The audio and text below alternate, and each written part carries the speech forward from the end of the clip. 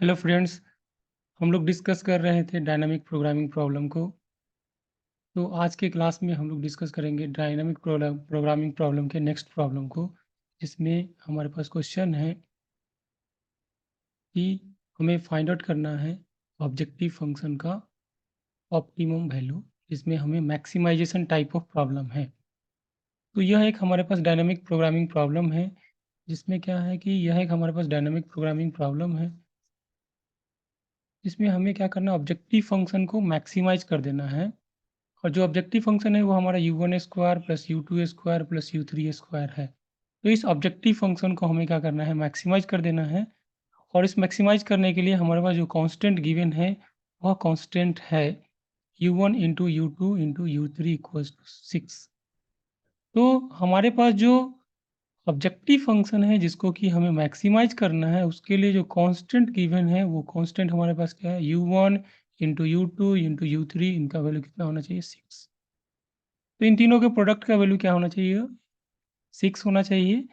यह एक कांस्टेंट हमें पास गिवन है। एक दूसरा कांस्टेंट है जिसको बोलते हैं नॉन नेगेटिव कांस्टेंट, और वो नॉन नेगेटिव कांस्टेंट है कि u1 u2 और u3 का वैल्यू क्या होना चाहिए, u1 u2 u3 का value greater than equal to 0 होना चाहिए। u1 u2 और u3 का value greater than equal to 0 होना चाहिए। साथ ही साथ इसके वैल्यू क्या होना चाहिए, इंटीजर्स होना चाहिए। ये दूसरा एक है, इसका वैल्यू क्या होना चाहिए, इंटीजर्स होना चाहिए। तो इस प्रॉब्लम को अभी हम सॉल्व करते हैं, देखते हैं कि इस प्रॉब्लम को क्या सॉल्यूशन हो सकता है। और जो मैक्सिमम वैल्यू क्या हो सकता है हमारे पास, अब जो ऑब्जेक्टिव फंक्शन है जो कि डिफाइंड है u1 square plus u2 square plus u3 square से, इसका मैक्सिमम वैल्यू क्या हो सकता है वो हम देखते हैं। और यहाँ पे जो u1 u2 u3 का वैल्यू होना चाहिए वो क्या होना चाहिए, 0 से बड़ा होना चाहिए। साथ ही साथ क्या होना चाहिए, इंटीजर्स होना चाहिए। तो इस प्रॉब्लम को अभी हम सॉल्व करते हैं और देखते हैं सोल्यूशन की क्या हो सकता है। तो इस प्रॉब्लम को हम सॉल्व कर सकते हैं, लेकिन यहाँ पे इस प्रॉब्लम को सॉल्व करने के लिए, this problem can be solve, but इसको सॉल्व करने के लिए हमें क्या करना होगा, डिफरेंट स्टेजेज में हमें इसको कंसीडर करना होगा। और जो स्टेजेज होंगे वो 3 स्टेजेज होंगे, u1 u2 और u3। 3 डिफरेंट स्टेजेज में हम कंसीडर करेंगे और इस प्रॉब्लम को हम सॉल्व करेंगे। कैसे सॉल्व करते हैं, तो पहला हम क्या करते हैं, स्टेजेस डिफाइन करते हैं और स्टेज में हम देखते हैं कि स्टेट्स के वैल्यू क्या है। तो जैसे कि S3 है हमारे पास स्टेज S3, और S3 को हम डिफाइन करते हैं u1 into U two into U three. और क्वेश्चन में गिवन है कि इनके वैल्यू कितना है, 6। यहाँ पे कोई इनइक्वालिटी नहीं है, जस्ट इक्वल टू है, और इक्वल टू कितना होना चाहिए, ये 6 के इक्वल टू होना चाहिए। तो जो हमारा u1 u2 u3 है उनका वैल्यू क्या होना चाहिए, 6 होना चाहिए। ये स्टेज 3 है और इसमें हमने स्टेज स्टेट्स डिफाइन किया, और स्टेट हमारा क्या है, स्टेट जो है हमारे पास वो है S3। तो S3 को हमने डिफाइन किया यहाँ पे, और जिसका वैल्यू है u1 into U two into U three, और इनका वैल्यू कितना होना चाहिए, 6 होना चाहिए। इसी तरह से हम स्टेज 2 डिफाइन करते हैं, और स्टेज 2 में जो हमारे पास वैल्यू होना चाहिए, वो स्टेज 2 में हमारे पास जो वैल्यू होना चाहिए वो S2 का वैल्यू वो कितना होना चाहिए, u1 इंटू यू टू। और यहाँ से देख सकते हैं u1 इंटू यू टू का वैल्यू क्या हो सकता है, u1 इंटू यू टू कितना होगा, 6 by u1 into U three, इस पर्टिकुलर एक्सप्रेशन से निकाल सकते हैं। तो u1 यू टू निकालना होगा तो कितना होगा, 6 बाई यू थ्री। तो इसलिए u1 इंटू यू टू कितना हो जाएगा, 6 बाई यू थ्री। तो इस तरह से हमने सेकंड स्टेज में स्टेज 2 को डिफाइन किया, दैट इज S2। और S2 को हमने डिफाइन कर दिया। सेम भी हम क्या करेंगे, S1 डिफाइन करेंगे, S1 जो कि u1 के इक्वल है। और u1 कितना हो जाएगा, यहाँ से देख सकते हैं u1 equals to S2 by U two. u1 का वैल्यू क्या हो जाएगा, S2 बाई यू टू हो जाएगा। तो यहाँ से u1 का वैल्यू क्या हो जाएगा, S2 बाई यू टू भी हो गया। इस तरह से हमने फर्स्ट स्टेप में क्या किया, डिफरेंट स्टेजेस में हमने स्टेट्स को डिफाइन कर दिया है। अब हम इसके रिकरेंस रिलेशंस डिफाइन करेंगे, और फिर हम देखेंगे कि इसके क्या रिकरेंस रिलेशन में देखेंगे कि रिकरेंस फंक्शन में देखेंगे कि इनके क्या वैल्यूज़ है और कैसे हम उसको ऑप्टिमाइज़ करेंगे। तो स्टेज 1 में हम आते हैं, जहाँ पे हाँ, हमने S1 को डिफाइन किया u1 के इक्वल से, और जहाँ पे u1 का वैल्यू जो हो सकता है वह क्या हो सकता है, u1 का वैल्यू हो सकता है u1 इक्वल्स टू है हमारे पास, u1 हमने डिफाइन कर दिया S1 इक्वल्स टू u1 से, और u1 का वैल्यू क्या हो सकता है, 1 to 6 हो सकता है। समझते हैं उसको, u1 का वैल्यू 1 to 6 कैसे होगा, फिर हम आगे देखेंगे कि क्या हो सकता है। तो u1 का वैल्यू 1 to 6 हो सकता है, और कैसे क्या होगा हम देखते हैं, समझते हैं उसको। u1 का वैल्यू क्या हो सकता है, 1 to 6 होना चाहिए, क्योंकि आपका यहाँ पे लिखा है कि U1 का वैल्यू क्या होना चाहिए? U1 into U2 into U3 कितना हो सकता है? 6 हो सकता है। तीनों का प्रोडक्ट क्या हो सकता है? 6 हो सकता है। तो U1 का वैल्यू क्या हो सकता है? 1 हो सकता है, 6 हो सकता है। 1 से लेकर आपका क्या हो सकता है? 6 हो सकता है। 2, 3, 4 ये सब हो सकता है कि नहीं हो सकता, हम देखेंगे आगे, डिस्कस करेंगे। उसी तरह से U2 के वैल्यू भी क्या हो सकते हैं? 1 टू 6 वेरी कर सकता है। U3 का वैल्यू कितना हो सकता है? 1 टू 6 वेरी कर सकता है। मोर देन 6 पॉसिबल नहीं है, क्योंकि तीनों का प्रोडक्ट कितना होना चाहिए? 6 होना चाहिए। साथ ही इस बात का ध्यान रखना है कि U1, U2, U3 का वैल्यू क्या होना चाहिए? इंटीजर्स होना चाहिए। इसलिए U1, U2, U3 ये तीनों जो क्या हो सकते हैं? वेरी कर सकते हैं 1 टू लेके 6 के बीच में। 1 से 6 के बीच में ये क्या कर सकते हैं? वेरी कर सकते हैं 1 टू 6। तो यहाँ से हमने समझ गया कि U1, U2, U3 केवल U1, U2, U3 का वैल्यू क्या हो सकते हैं?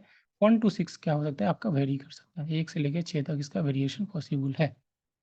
U1, U2, U3 का वैल्यू कितना हो सकता है? 1 से लेके 6 तक आपका हो सकता है। क्वेश्चन में मेंशन है कि U1, U2, U3 का वैल्यू क्या होना चाहिए? इंटीजर्स होना चाहिए। यहाँ से हमने डिस्कस कर लिया है कि स्टेट 3 में हमने डिफाइन कर दिया है स्टेट्स को U1 into U2 into U3 and that is equals to 6। Stage 2 में S2 को हमने डिफाइन किया जिसका वैल्यू 6/U3 है, और स्टेट 1 में हमने डिफाइन किया U1 को, और जो कि आपका S2/U2 से डिफाइंड होगा। आगे चलते हैं, हम लोग देखते हैं आगे की क्या हो सकता है। तो आगे हम डिफरेंट रिकरेंस फंक्शन को डिफाइन करेंगे, और वो कैसे डिफाइन करेंगे देखते हैं उसको। रिकरेंस फंक्शन क्या होगा, कैसे डिफाइन करते हैं उसको। तो स्टेज 1 में हमने देखा कि स्टेट जो S1 है वो U1 के इक्वल है, और U1 का वैल्यू 1 टू 6 हो सकता है, जहाँ की जो वैल्यू होंगे वो इंटीजर्स होंगे। हम फंक्शन डिफाइन करते हैं F1। तो यहाँ पे रेकरेंस फंक्शन हम डिफाइन करते हैं S1, जो कि इक्वल्स टू होता है U1 स्क्वायर का। रेकरेंस फंक्शन का हम डायनामिक प्रोग्रामिंग में दो पार्ट में प्रॉब्लम को सॉल्व करते हैं। एक बार हम क्या करते हैं? स्टेट्स को डिफाइन करते हैं, फिर हम क्या करते हैं? उसके रेकरेंस फंक्शन को डिफाइन करते हैं। तो यहाँ पे हमारे पास जो रेकरेंस फंक्शन है, जिसको रिकर्सिव फंक्शन भी बोलते हैं, रिकर्सिव फंक्शन। तो अभी हम रिकर्सिव फंक्शन को डिफाइन करते हैं कि रिकर्सिव फंक्शन क्या है और इसके वैल्यूज क्या है। तो यहाँ से रिकर्सिव फंक्शन हमने F1 S1 को डिफाइन किया है, और F1 S1 को देखते हैं कि इनके वैल्यू क्या हो सकते हैं। तो F1 का जो ऑब्जेक्टिव फंक्शन हमारे पास मैक्सिमाइजेशन टाइप का है, इसके मैक्सिमम वैल्यू को देखना है, जिसमें U1 का वैल्यू वेरी कर सकता है 0 से लेके कहाँ तक? S1 तक, और जिसमें कि U1 और S1 दोनों कितना हो सकता है? 1 टू 6 हो सकता है। फंक्शन जो होगा वो U1 स्क्वायर होगा। U1 को रिप्लेस कर सकते हैं S1 से, क्योंकि U1 इक्वल्स टू S1 है, तो यहाँ से S1 स्क्वायर हो सकता है, जहाँ पे S1 का वैल्यू भी क्या हो सकता है? 1 से 6 के बीच में लाई कर सकता है। आगे देखते हैं कि क्या हो सकता है आपका। तो S1 का वैल्यू हमारे पास 1 से 6 तक हो सकता है। फंक्शन का वैल्यू हमारे पास जो है वो S1 स्क्वायर है, तो यहाँ से S1 क्या हो सकता है? 1 टू 6 हो सकता है। S1 अगर 1, 2, 3, 4, 5, 6 हुआ, तो इसके फंक्शन क्या हो सकते हैं उसको देखते हैं। S1 आपका 1, 2, 3, 4, 5, 6 हो सकता है। इंटीजर्स हो सकते हैं, क्वेश्चन में मेंशन है 0 से बड़ा होना चाहिए और इंटीजर्स होना चाहिए। मैक्सिमम 6 आपका हो सकता है, क्योंकि उनके प्रोडक्ट 6 होना चाहिए। तो इन डिफरेंट स्टेट के वेरिएबल को जो कि वेरी कर रहा है 1 टू 6, उस पे फंक्शन क्या हो सकता है? वो जो फंक्शन है वो क्या हो सकता है? तो फंक्शन आपका हो सकता है इस यहाँ पे अगर 1 रखेंगे तो 1 का स्क्वायर कितना हो जाएगा? 1 होगा। 2 रखेंगे तो 2 का स्क्वायर कितना होगा? 4 होगा, क्योंकि जो फंक्शन है वो आपका S1 का स्क्वायर है। तो फिर अगर हम 3 रखेंगे तो 3 का स्क्वायर होगा, 4 रखेंगे तो 4 का स्क्वायर होगा। तो इस तरह से हम देख सकते हैं 4 का स्क्वायर 16 हो गया, 5 का स्क्वायर 25, 6 का स्क्वायर कितना हो जाएगा? 36 होगा। तो इस तरह से हमने डिफरेंट स्टेट के वैल्यू पे फंक्शन का जो मैक्सिमम वैल्यू हो सकता है वो हमने मेंशन कर दिया यहाँ पे। आगे हम रिकर्सिव फंक्शन F2 के लिए जाएंगे, देखते हैं कि रिकर्सिव फंक्शन F2 के लिए कैसे कैलकुलेट करेंगे। तो जब हम F2 के लिए कैलकुलेट करने जाएंगे तो देखते हैं F2 का कैलकुलेशन कैसे होगा। स्टेज 2 पे हमारे पास S2 जो है वो U1 इंटू U2 की तरह डिफाइंड है, और जो कि इक्वल टू होता है आपका 6। स्टेज 2 पे S2 जो डिफाइंड होगा वो U1 इंटू U2 के टर्म में डिफाइंड होगा, और उसका वैल्यू कितना है? 6 के इक्वल टू होगा। यानी कि U2 का वैल्यू जो होगा वो 6/U1 हो जाएगा इस फंक्शन से। इस रिलेशन से हम देखेंगे तो U2 का वैल्यू कितना हो जाएगा? 6/U1। U1 का वैल्यू कहाँ से वेरी कर रहा है? 1, 2, 3, 4, 5, 6 ऐसे वेरी कर रहा है। तो U1 का वैल्यू वेरी कर रहा है, तो यहाँ से अगर 1 रखेंगे तो 6/1, तो ये 6 हो जाएगा। 2 रखेंगे तो 6/2, 3 रखेंगे तो 6/3, 2। 4 नहीं रख सकते क्योंकि 6/4 आपका फ्रैक्शन आएगा, इंटीजर नहीं आएगा। 5 भी नहीं रख सकते हैं, 6 रखेंगे तो कितना आ जाएगा 6/6 इंटू। तो इस तरह से U2 के जो वैल्यू हो सकते हैं वो 6, 3, 2, 1 हो सकते हैं। और इन U2 के वैल्यूज़ पे देखते हैं कि फंक्शन का मैक्सिमम वैल्यू कितना हो सकता है। तो U1 वेरी कर सकता है 1 से लेके 6 तक, और यहाँ से हम देख सकते हैं कि जो U2 का वैल्यू हो सकता है वो कितना हो सकता है 6, 3, 2, 1 हो सकता है। यहाँ हमने देख लिया कि U2 का वैल्यू जो हो सकता है वो 6, 3, 2, 1 हो सकता है। कैसे हो सकता है वो अभी हमने समझ लिया कि कैसे हो सकता है U1 का वैल्यू 6, 3, 2, 1 कैसे हो सकता है, वो अभी हमने डिस्कस कर लिया। तो U1 के डिफरेंट वैल्यूज़ पे U2 के जो वैल्यू हो सकते हैं ये हो सकते हैं। अभी हम फंक्शन का जो हमारे पास रिकर्सिव फंक्शन है उसका देखते हैं कि हमारे पास क्या मैक्सिमम वैल्यू हो सकता है। रिकर्सिव फंक्शन का मैक्सिमम वैल्यू कैसा कितना होगा? ये आपका है U1 square plus U2 square, जहाँ पे U1 स्क्वायर क्या है? फंक्शन ऑफ S1 है, F1 S1 है। तो मैक्सिमम वैल्यू जो हो सकता है आपका क्या है? U2 square plus F1 S1। U2 square F1 S1 को लिख सकते हैं, S1 को हम क्या लिख सकते हैं? F1 S1 को हम लिख सकते हैं S2/U2 का होल स्क्वायर। क्यों कैसे लिख सकते हैं? F1 S1 को हम लिख सकते हैं, प्रीवियस स्लाइड से देख सकते हैं F1 S1 को क्या लिख सकते हैं, प्रीवियस स्लाइड में देखते हैं कि F1 S1 को क्या लिख सकते हैं। तो F1 S1 को लिख सकते हैं, F1 S1 को S1 का स्क्वायर, और जहाँ पे S1 हम लिख सकते हैं S1 इक्वल्स टू, हम लिख सकते हैं S1 इक्वल्स टू, यहाँ देख सकते हैं S2/U2। तो S1 के जगह हम S2/U2 लिख सकते हैं, यहाँ पे देख सकते हैं S1 की जगह हम S1 की जगह S2/U2 लिख सकते हैं। और फिर अभी हमने डिस्कस किया कि हम क्या लिख सकते हैं। तो यहाँ से आते हैं अपने स्लाइड पे, स्टेज 2 पे, कि हमारे पास जो फंक्शन है उसका वैल्यू कितना हो सकता है। तो यहाँ पे जो फंक्शन है उसके जो वैल्यू हो सकते हैं U2 square plus F1 S1, और यहाँ से ये U2 स्क्वायर वैसे ही रह जाएगा, और F1 S1 को लिख सकते हैं S1 का स्क्वायर, और जहाँ पे S1 को लिख सकते हैं S2/U2, और इसका स्क्वायर हो जाएगा। तो इस तरह से हमने इस फंक्शन को लिख दिया। अब F2 S2 का U2 के डिफरेंट वैल्यूज़ पे देखते हैं कि इसका मैक्सिमम वैल्यू कितना आ रहा है। तो अभी हम क्या करते हैं, फंक्शन को लिख देते हैं और उसके स्टेट वेरिएबल के वैल्यू को लिख देते हैं। U2 का वैल्यू लिखते हैं और फिर हम देखते हैं कि कैसे कैलकुलेट करेंगे F2 S2। तो F2 S2 कैलकुलेट करते हैं। तो U1 का वैल्यू अगर 1, 2, 3, U2 का वैल्यू आपका, U2 का जो वैल्यू हो सकता है वो कितना हो सकता है? U2 का वैल्यू हो सकता है आपका, यहाँ पे ये U2 है, ये U2 का वैल्यू हो सकता है 1, 2, 3, 6। अभी हमने डिस्कस किया ये कितना हो सकता है 1, 2, 3, 6, जो U2 का वैल्यू आपका हो सकता है। U2 का वैल्यू 1, 2, 3, 6 हो सकता है, और U2 के वैल्यूज़ पे हम देख सकते हैं कि जो फंक्शन है वो आपका फंक्शन का वैल्यू F1 आपका, U1 के डिफरेंट वैल्यूज़ पे हम अभी देखते हैं। U1 के वैल्यूज़ पे F1 S1 क्या हो सकता है जो यहाँ पे फिजिबल है उसको देखते हैं। फिर हम डिस्कस करेंगे कि U1 के वैल्यूज़ पे F1 S1 क्या है वो देखते हैं। U1 के वैल्यूज़ यहाँ पे जो फिजिबल है वो क्या है? 1, 2, 3, 6, यह वैल्यूज़ फिजिबल है यहाँ पे U1 का। और U1 की इस वैल्यू पे F1 S1 का वैल्यू कितना होगा? 1, 4, 9, 36। क्यों? क्योंकि F1 S1 जो है आपका क्या है? F1 S1 जो है आपका है वो S1 का स्क्वायर है, या आप कह सकते हैं S1 तो इक्वल टू U1 है, यानी कि U1 का स्क्वायर है।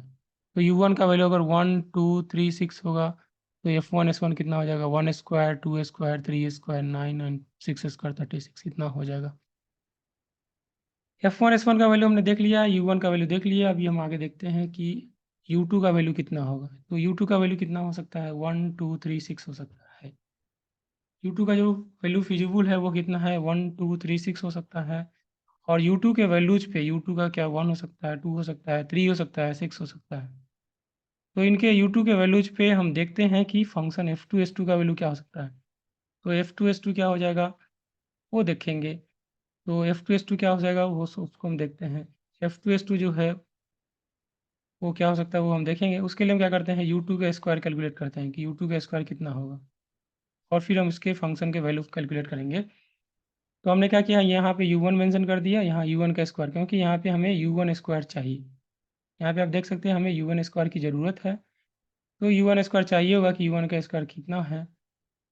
तो u1 स्क्वायर देख कैलकुलेट करना होगा, तो u1 स्क्वायर प्लस s2/u2 का होल स्क्वायर। तो s2/u2 का होल स्क्वायर, या उसको आप सिंपली क्या कर सकते हैं, f1 s1, इसको लिख सकते हैं f1 s1, u2 square plus f1 s1। जो हमारे पास f2 s2 का वैल्यू है वो u2 square plus f1 s1 है। इससे हम कैलकुलेट करते हैं कि u2 का वैल्यू कितना आ सकता है। तो u2 का वैल्यू कैलकुलेट करेंगे हम लोग। तो हमने u2 का वैल्यू, u2 के स्क्वायर का वैल्यू कैलकुलेट कर लिया, क्योंकि u1 का जो वैल्यू फिजिबल है वो कितना है, 1 2 3 6, यही वैल्यू फिजिबल है। तो u2 का स्क्वायर क्या हो जाएगा, 1 का स्क्वायर 1, 2 का स्क्वायर 4, 3 का स्क्वायर 9 एंड 6 का स्क्वायर 36। अब हम कैलकुलेट करते हैं f2s2। f2s2 कैसे कैलकुलेट होगा, u2 square plus f1 s1। ये हमारा u2 स्क्वायर है और इधर हमारे पास f1 s1 है, तो दोनों को ऐड करेंगे तो कैलकुलेट हो जाएगा। तो यहाँ पे इसका वैल्यू 1 रखेंगे, और तो यहाँ पे u1 स्क्वायर 1 हो जाएगा, और इसका भी वैल्यू 1 रखेंगे तो 1 + 1 हो जाएगा। तो यहाँ से 1 + 1 कितना हो जाएगा, 2 हो जाएगा। सिमिलरली 1 + 4 कितना हो जाएगा, यहाँ पे 5 हो जाएगा, ये 2 हो जाएगा। 9 + 1 10, 36 + 1 37। तो यहाँ पे जब 1 रखेंगे तो ये 6 तक वैल्यू जाएंगे, 2 रखेंगे तो मैक्सिमम वैल्यू कहाँ तक जाएगा, 2 रखेंगे तो 3 तक जा सकता है, 3 रखेंगे तो मैक्सिमम वैल्यू कहाँ तक जाएगा, 2 तक जाएगा, और 6 रखेंगे तो 1 तक जाएगा। तो इस तरह से हम देख सकते हैं कि जो वैल्यूज़ आएंगे यहाँ पे फंक्शन f2s2 का, वो वैल्यूज़ क्या क्या होंगे आपका, f2s2 के जो वैल्यूज हो सकते हैं वो f2s2 का वैल्यू जो होगा वो 2 5 10 36 7 हो सकता है। जब हम u1 का वैल्यू 1 to 6 वेरी कर रहे हैं और u2 का वैल्यू 1 ले रहे हैं। अगेन हम u2 का वैल्यू जब 2 लेंगे और u1 का वैल्यू हम सिर्फ वेरी करेंगे 1 2 3 तक, तो यहाँ पे जो वैल्यू आ जाएगा वो कितना आ जाएगा, 5 8 13। 5 8 13 कैसे आएगा वो समझ लेते हैं। यहाँ से 1 और प्लस आपका कितना हो जाएगा, 4, 1 + 4 5, 4 + 4 8 हो जाएगा, 9 + 4 13। तो इसलिए हमने यहाँ तक यहाँ पे रखा। नेक्स्ट जो मूव करेंगे वो यहीं तक मूव करेंगे, 9 + 1 10, 9 + 4 13। तो यहाँ तक हमारे पास, और जो लास्ट वैल्यू हो जाएगा वो 37 आपका हो जाएगा। तो इस तरह से हमने f2s2 के डिफरेंट वैल्यूज़ को फाइंड आउट कर लिया कि कितने हैं f2s2 के डिफरेंट वैल्यूज़। और यहाँ से जो f2s2 के मैक्सिमम जो वैल्यूज़ होंगे वो क्या होंगे आपके, जो मैक्सिमम वैल्यू हो सकते हैं वो मैक्सिमम वैल्यू कितना होगा आपका, अगर इसका वैल्यू u1 का 1 है तो u2 का वैल्यू वेरी करेगा 1 to 6, तो मैक्सिमम वैल्यू 2। यहाँ पे देखिए जो मैक्सिमम वैल्यू है 2 है, 5 5 है, यहाँ पे देखिए 10 10 है, फिर कितना है 37 37। तो जो वैल्यू वेरी कर सकता है 2 5 10 37 आपका वेरी कर सकता है। जो f2s2 का वैल्यू है वो कितना वेरी कर सकता है, 2 होगा, 4 5 होगा, 10 होगा और 37 आपका होगा। ये आपका इसका मैक्सिमम वैल्यू वेरी कर रहा है। हमें मैक्सिमम का क्वेश्चन जो है वो मैक्सिमाइजेशन टाइप का है, इसलिए मैक्सिमम वैल्यू हमें देखना है। आगे चलते हैं, हम आगे डिस्कस करते हैं, अब फिर f3 s3 कैलकुलेट करते हैं। तो f2 s2 के लिए जो ऑप्टिमम वैल्यू हो जाएगा वो s2 का वैल्यू 1 2 3 6 है। s2 का वैल्यू अगर 1 2 3 6 है तो f2 s2 का जो वैल्यू हो जाएगा वो 2 5 10 37 आपका हो सकता है। ये हमने लास्ट स्लाइड पे देखा। तो जो S2 का वैल्यू है, S2 यानी कि आपका S2 = U1 × U2, दोनों का प्रोडक्ट है। तो U1 × U2 करने से है आपका, और जो मैक्सिमम वैल्यू हो सकता है U1 × U2, यानी कि इसका एक दोनों का प्रोडक्ट कितना होना चाहिए, वो 6 होना चाहिए।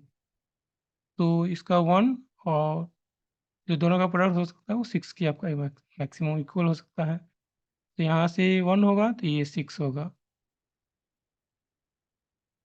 यहाँ से अगर ये 2 होगा तो इसका कितना होगा, 3 होगा। उस समय वैल्यू कितना है, यहाँ भी 10 है, यहाँ भी 10 है, यहाँ 37 है, यहाँ भी 37। जब 3 होगा तो ये 2 होगा, तो यहाँ पे भी 5, यहाँ पे भी ये आपका 5, और फिर यहाँ पे 2। तो इस तरह से हमने देखा कि जो मैक्सिमम वैल्यू आपका हो सकता है f2s2 का, वो मैक्सिमम वैल्यू आपका कितना हो सकता है, 2 5 7 37 आपका हो सकता है।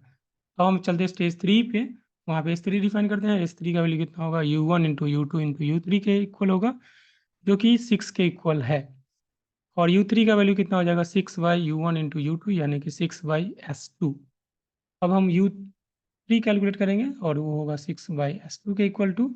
S2 का वैल्यू वेरी करेंगे और देख लेंगे कि हमारे पास U3 का वैल्यू कितना होगा। जब S2 का वैल्यू 1 रखेंगे तो यहाँ पे 6/1 6 हो जाएगा, और जब हम इसका 2 रखेंगे तो 3 हो जाएगा, और जब 3 रखेंगे तो 2 हो जाएगा, और 6 रखेंगे तो 1।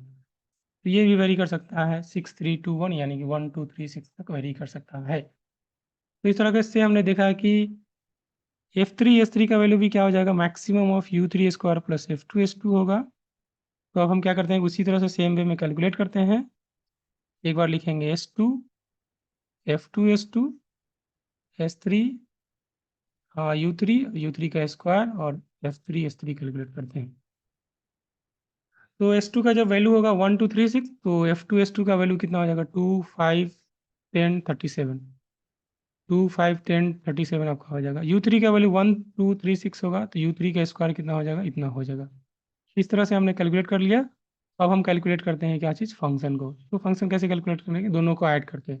दोनों को ऐड करेंगे तो कितना हो जाएगा आपका, ये 1 + 2 कितना हो जाएगा, 3, 1 + 5 6, 1 + 10 11, 1 + 37 इन द सेम वे। ये अभी 6 तक गया तो उसको नेक्स्ट टाइम ये कहाँ तक, यहाँ तक जाएगा, फिर उसका टाइम यहाँ तक जाएगा, फिर लास्ट टाइम यहाँ तक जाएगा। तो कैलकुलेट कर लेंगे हम उसका वैल्यू, और देखेंगे कि इसके वैल्यू कहाँ तक हो रहा है और कितने आ रहे हैं वैल्यूज। तो इसको हम कैलकुलेट करते हैं और वैल्यू देखते हैं कि कितना आ सकता है इसका। इसका वैल्यू 6 9 14 होगा, फिर आपका 11 14 होगा, और फाइनली 38 होगा। तो इस तरह से हमने देखा कि इसके जो वैल्यूज़ हैं इन द सेम वे जो प्रीवियस पैटर्न पे था, यहाँ पे 3 है, यहाँ पे भी 6 6 है, यहाँ पे 11 11 है, और यहाँ पे आपका क्या है 38 और 38। तो जो मैक्सिमम वैल्यू हो सकता है 3 6 11 38, और जो इसमें भी मैक्सिमम वैल्यू कौन सा है, वो 38। तो इस ऑब्जेक्टिव फंक्शन का जो मैक्सिमम वैल्यू हो सकता है वो कितना हो जाएगा आपका, 38 हो जाएगा। तो इसको थोड़ा सा समराइज करते हैं और देखते हैं कि 38 कैसे क्या है, क्यों है, और समझते हैं कि क्या है। तो जो ऑप्टिमम वैल्यू है वो आपका 1 2 3 6 पे है, और ऑप्टिमम वैल्यू जो S3 के 1 2 3 6 पे है, आपका U3 के 1 2 3 6 पे, और जो ऑप्टिमम वैल्यू वो कितना है, 3 6 11 एंड 38। तो यहाँ से देख सकते हैं कि जो मैक्सिमम वैल्यू होगा फॉर S3 इक्वल्स टू 6, जो मैक्सिमम जो जेड का वैल्यू है वो आपका कितना, ऑब्जेक्टिव फंक्शन का जो मैक्सिमम वैल्यू है, वो मैक्सिमम वैल्यू जो है आपका कितना, वो 38 है। ये इसका ऑब्जेक्टिव फंक्शन का मैक्सिमम वैल्यू है, और वो आपका क्या है, S3 वे है। बाकी हम देखते हैं U1 U2 और U3 का वैल्यू कितना होगा। यहाँ पे U3 का जो वैल्यू हो सकता है वो 1 होगा या 6, क्योंकि हमारे पास हमने कैलकुलेट कर दिया है कि जो S3 है वो U1 into U2 into U3 है, और उसके इक्वल टू कितना है आपका 6। तो यहाँ से देखा कि हमारे पास U1 का जो वैल्यू हो जाएगा या तो 1 होगा या 6 होगा। सेम भी हम बैकवर्ड मूव में करेंगे तो देखेंगे कि हमारे पास जो U1 U2 और U3 के जो वैल्यू हो सकते हैं, या तो 1 होंगे या 1 होंगे या 6 होंगे। तो वो हम देख सकते हैं कि U1 U2 U3 के जो वैल्यूज होंगे वो इस पर्टिकुलर पैटर्न में होंगे, या तो इसके वैल्यू 1 होंगे, 6 होंगे, 1 होंगे। एक टाइम में किसी एक के पास ही 6 हो सकता है। यहाँ देख सकते हैं अगर 6 सेकंड पोजीशन पे है तो यहाँ 6 थर्ड पोजीशन पे है, और यहाँ 6 फर्स्ट पोजीशन में है। तो इस तरह से हमने इस ऑब्जेक्टिव फंक्शन का मैक्सिमम वैल्यू फाइंड आउट कर लिया है। हमने डायनामिक प्रोग्रामिंग प्रॉब्लम को सॉल्व टेक्निक को यूज किया है और इस प्रॉब्लम को सॉल्व किया है, और देखा कि इस पर्टिकुलर ऑब्जेक्टिव फंक्शन का मैक्सिमम वैल्यू कितना है, 38 है। और उस कंडीशन में U1 U2 U3 के जो वैल्यूज हैं वो आपस में सेट के फॉर्म में है, और वह सेट क्या है, 161 या 116 या 611 आपका हो सकता है। तो मैक्सिमम वैल्यू 38 है, और जो यहाँ पे U1 U2 U3 के वैल्यू जो हो सकते हैं वो इस पर्टिकुलर सेट में हो सकते हैं। तो इस तरह से हमने इस डायनामिक प्रोग्रामिंग प्रॉब्लम को जो मैक्सिमाइजेशन टाइप है उसको सॉल्व किया, और देखा कि इसका ऑब्जेक्टिव फंक्शन का मैक्सिमम वैल्यू कितना है। तो इस लेक्चर को यहीं पे क्लोज करते हैं, मिलते हैं एक नए टॉपिक के साथ, नए प्रॉब्लम के साथ नेक्स्ट लेक्चर में। Thank you so much class को अटेंड करने के लिए। Thank you so much.